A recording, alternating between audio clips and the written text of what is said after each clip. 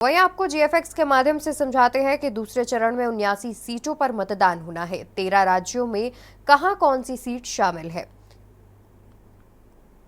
दूसरे फेज में 79 सीटों पर मतदान, 13 राज्यों में कहां कौन सी सीट। असम में 5, करीमगंज, सिलचर, मंगदोई, नागाव, कलीबार। बिहार में 4, किशनगंज, कटिहार, पूर्णिया और भागलपुर।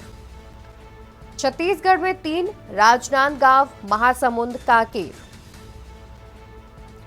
कर्नाटक में 14 सीटें, चिक्कोड़ी, बेलगाम, बागलकोट, बीजापुर, गुलबर्गा, रायचूर, बीदर, कोप्पल, बेल्लारी, हावेरी, धारवाड़, उत्तर कन्नड़, दावेड़गरे, शिमोगा। केरल में 20, कासरगोड, कन्नूर, वडकारा, वायनाड, कोझिकोड, मल्लपुरम, पोन्नानी, पलक्कड़, अलाथुर, त्रिशूर, चलाकुंडी, एर्नाकुलम, इक्कुड़ी, कोट्टायम, अल्लापुझा, मावेलिकरा।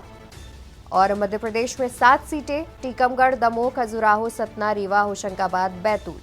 महाराष्ट्र में 8, बुलगाड़ा, अकोला, अमरावती, वर्धा, युवतमाल, वाशिम, हिंगोली। इसके अलावा भी 2 सीटें। मणिपुर में 1 सीट, जहां आउटर मणिपुर। राजस्थान में 13 सीटें, टोंक, सवाई माधोपुर, अजमेर, बाड़मेर, जालौर, उदयपुर, बांसवाड़ा और इसके अलावा भी अन्य सीटें शामिल हैं। चित्तौड़गढ़, राजसमंद, भीलवाड़ा, कोटा, कुलावाड़ा, 12। त्रिपुरा में 1 सीट, त्रिपुरा पूर्व। उत्तर प्रदेश की 8 सीटें, अमरोहा, मेरठ, बागपत, गाजियाबाद, गौतम बुद्ध नगर, बुलंदशहर, अलीगढ़ और मथुरा। पश्चिम बंगाल में 3 सीटें, दार्जिलिंग, रायगंज और 1 सीट और शामिल है। जम्मू और कश्मीर में जम्मू की 1 सीट पर मतदान होना है।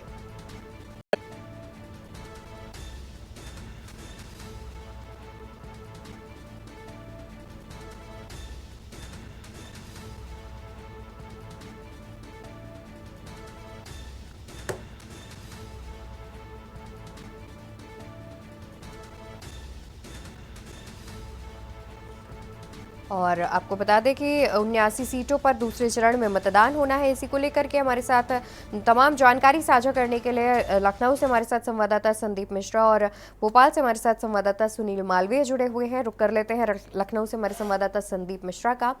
संदीप, देखा जाए तो उत्तर प्रदेश की भी 8 सीटों पर चुनाव होना है, जहाँ पर आज प्रचार प्रसार का जो दौर है वो भी शाम 5 बजे तक थम जाएगा। देखा जाए तो सभी दल जितने भी हैं वो लगातार इन 8 सीटों पर ताकत झोंकते नजर आ रहे हैं पहले चरण के चुनाव के बाद से। क्या कुछ जानकारी है?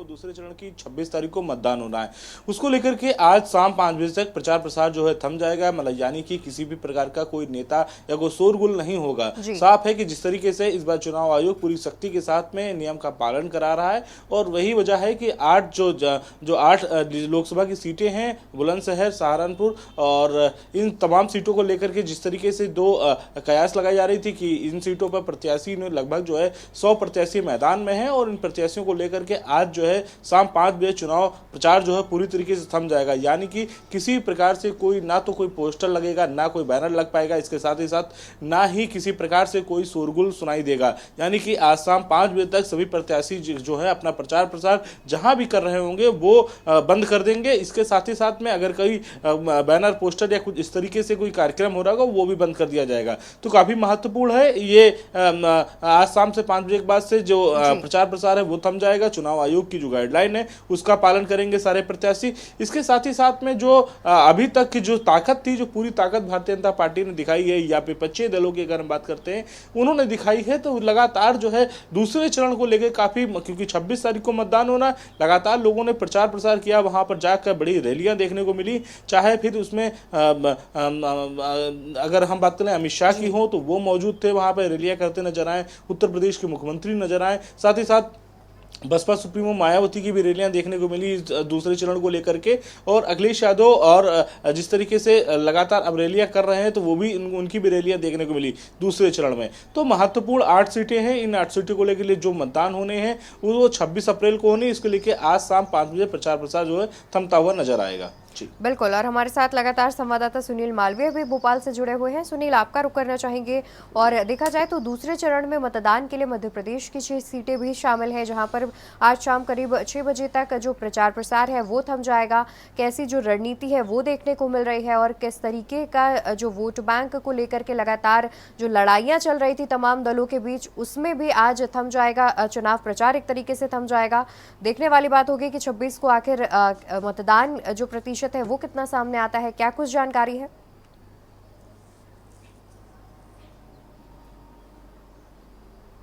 अनम्यूट कर लीजिए सुनील और जी। उसको उसको लेकर आज जो है कि शाम को जो है 5 बजे से जो चुनावी प्रचार है वो थम जाएगा। और बात की जाए मध्य प्रदेश की जो 6 लोकसभा सीटें यहाँ पर ताबड़तोड़, क्योंकि होशंगाबाद में भी प्रधानमंत्री नरेंद्र मोदी के भी दौरे हुए हैं, मध्य प्रदेश के मुख्यमंत्री मोहन यादव के भी दौरे हुए हैं, और जो जेपी नड्डा राष्ट्रपति उनके भी दौरे हुए हैं। जो जो 6 सीटें उन पर इन लोगों के तमाम जो बड़े जो सीनियर लीडर हैं, इन तमाम इनके दौरे हुए हैं। और लगातार चाहे कांग्रेस की बात की जाए, चाहे इंडिया अलायंस की बात की जाए, तो इनके भी तमाम बड़े नेताओं के इन सीटों पर दौरे हुए हैं। और ये तो देखा जाएगा कि जब मतदान होंगे 26 तारीख को कि कितना % मतदान होता है या कितना नहीं होता है, यहाँ मतदाता के ऊपर ही डिपेंड करता है। जी बिल्कुल। और संदीप, देखा जाए तो अभी फिलहाल जो प्रथम चरण में जो चुनाव हुआ था उस दौरान जब वोटिंग प्रतिशत अंत तक दिन के अंत में सामने आया था तो वो काफ़ी कम बताया जा रहा था। कुछ ऐसी सीटें भी थी जहां पर पिछले लोकसभा चुनाव के मुकाबले इस बार जो प्रतिशत था वो भी कम देखने को मिला। तो क्या इस बार जो अभी दूसरे चरण के लिए चुनाव प्रचार किया गया है तो उसमें जाहिर तौर पर सभी दलों की ओर से ज़्यादा वोटिंग करने की अपील की गई होगी, तो क्या अनुमान लगाया जा रहा है कि दूसरे चरण में जो स्थिति है वोटिंग की वो थोड़ी सुधार दिख सकती है, सुधार में दिख सकती है?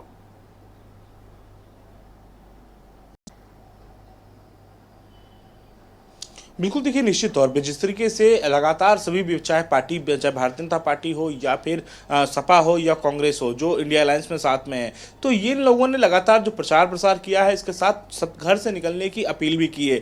इसके साथ भारतीय जनता पार्टी ने एक रणनीति और भी बनाई थी कि पन्ना प्रमुखों को मैदान में उतार दिया था, यानी कि अपने बूथ स्तर को मजबूत कैसे किया जाएगा उसको लेकर के भारतीय जनता पार्टी ने रणनीतियां बनानी तय कर दी थी। तो साफ है कि जिस तरीके से चाहे ग्रामीण वोटर हो उनका अपना या फिर शहरी वोटर हो, दोनों वोटरों को लगातार जो है प्रयास किया जा रहा था घर से निकलें और बूथ तक जाएं। तो साफ तौर पे जो जिस तरीके से बसपा सुप्रीमो मायावती ने भी कहा था कि पहले मतदान फिर जलपान, तो जो एक नारा दिया है साफ तौर पे इसका मकसद यही है कि लोग ज़्यादा से ज़्यादा जो है घरों से निकलें, मतदान स्थल पे जाएं और वहाँ पर मतदान करते हुए नजर आए। तो इसी कड़ी की अगर हम बात करते हैं तो भारतीय जनता पार्टी भी लगातार प्रयास कर रही है कि वोट प्रतिशत कैसे बढ़ाया जाए, कैसे हमारा परसेंटेज बढ़े, क्योंकि पहले चरण में जो देखने को मिला कि बहुत ज्यादा वोट प्रतिशत जो है वो नहीं देखने को मिला था। तो अब ये कयास लगाई जा रही है कि इस बार दूसरे चरण में मतदान ज्यादा हो सकते हैं या वोट प्रतिशत उनका बढ़ाया जा सकता है, क्योंकि भारतीय जनता पार्टी निरंतर जो है प्रयास कर रही है कि वोट प्रतिशत बढ़ाया जाए। इसके साथ विपक्षी जो पार्टी है वो भी ये अनुमान लगा रहे हैं कि लोगों से अपील कर रहे हैं कि घर से निकलें और मतदान स्थल तक जाएं। बूथ स्तर पर अपने सभी कार्यकर्ताओं को मजबूती से खड़ा कराया जा रहा है, घर घर जाना पड़ रहा है, क्योंकि कहीं ना कहीं लोगों से बताया जा रहा है, अपील की जा रही कि आप लोग अपने अपने घरों से निकल कर बूथ पे जाकर के वोटिंग करें। वोटिंग प्रतिशत बढ़ेगा तो निश्चित तौर पे किसका फायदा होगा ये तो आने वाला वक्त बताएगा, लेकिन साफ है कि जिस तरीके से रणनीतियां जो लोग वोट करेंगे सबसे ज्यादा कहीं ना कहीं तो जो राजनेता हैं जो मैदान में खड़े हुए उनको कहीं ना कहीं फायदा मिलेगा। जी बिल्कुल। और वहीं सुनील, देखा जाए तो पहले चरण की भी अगर बात की जाए तो लगातार ईवीएम मशीन खराब होने की घटना सामने आई है, जहां पर ईवीएम मशीन खराब होने से जितने भी लोग हैं, मतदाता हैं, उन्हें घंटों तक इंतजार करना पड़ता है। और जिस हिसाब से मौसम देखा जा रहा है तो उसमें उनकी परेशानी और ज्यादा बढ़ जाती है। तो क्या इस बार कुछ विशेष इंतजाम किए गए हैं चुनाव आयोग की तरफ से, जिससे अगर ईवीएम में कुछ गड़बड़ी होती भी है तो उसे जल्द से जल्द उसका निपटारा किया जा सके?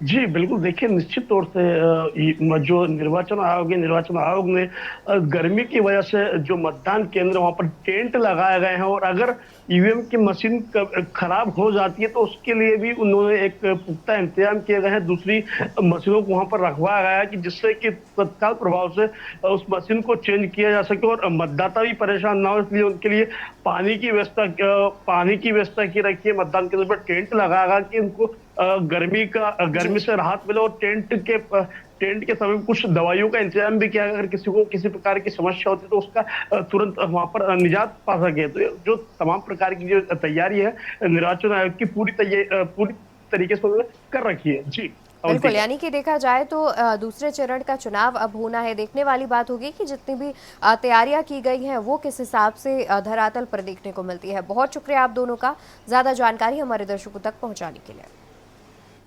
तो आपको बता दें कि देश की 79 सीटों पर दूसरे फेज यानी कि दूसरे चरण में चुनाव होना है। 26 अप्रैल को चुनाव प्रचार होना है, जिसको लेकर के इन 79 सीटों पर आज शाम 5 बजे तक जितना भी चुनाव प्रचार है वो रुक जाएगा और उससे पहले सभी दल अपने प्रचार प्रसार की ताकत झोंकते हुए नजर आएंगे।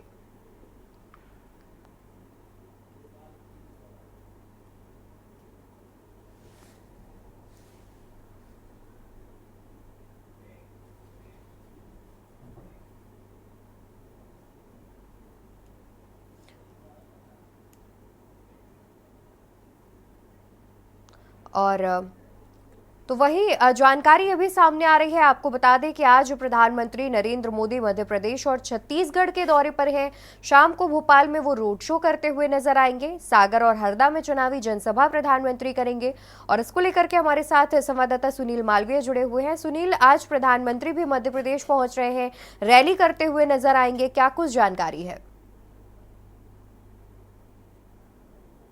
अनम्यूट कर लीजिए। 20वें दिन में आज जी देखिए, बिल्कुल अवंतिका, मध्य प्रदेश में 20वें दिन में आज प्रधानमंत्री नरेंद्र मोदी का 5वां दौरा है और ये आज ताबड़तोड़ मध्य प्रदेश के 3 जगह पर वो सभाएं करेंगे। सबसे पहले हम बात करें तो सागर की, वहां सागर में वो संत रविदास जी के मंदिर में जाकर वहां पर पूजा अर्चना करेंगे। इसके बावजूद वहां पर जो सागर के जो भाजपा प्रत्याशी उनके पक्ष में सभा करेंगे। उसके बावजूद हरदा पहुंचेंगे। फिर हरदा के बाद शाम को प्रधानमंत्री नरेंद्र मोदी लगभग 7 बजे भोपाल पहुंचेंगे और भोपाल में 1.25 किलोमीटर का रोड का जो शो है, लंबा रोड शो है, रोड शो करेंगे। और रोड शो के दौरान तकरीबन उनके जो व्यवस्था का पुख्ता इंतजाम किया गया है और 150 मंच लगाए गए हैं जहां पर सभी वर्ग के लोग उनका जो है स्वागत करेंगे। और बात की जाए सुरक्षा की, तो सुरक्षा की दृष्टिकोण से पूरा जो रास्ता है उसको डाइवर्ट कर दिया गया है कि किसी प्रकार की 3 लेयर सुरक्षा का भी पुख्ता इंतजाम और किया जाहिर गया है। तौर पर सुनील, देखा जाए तो प्रधानमंत्री पहुंच रहे हैं रोड शो करने के लिए, तो सुरक्षा व्यवस्था की बात की जाए तो काफी चाक चौबंद और काफी ज्यादा बेहतरीन इंतजाम जो है वो किए गए होंगे। बहुत शुक्रिया आपका ज्यादा जानकारी हमारे दर्शकों तक पहुंचाने के लिए।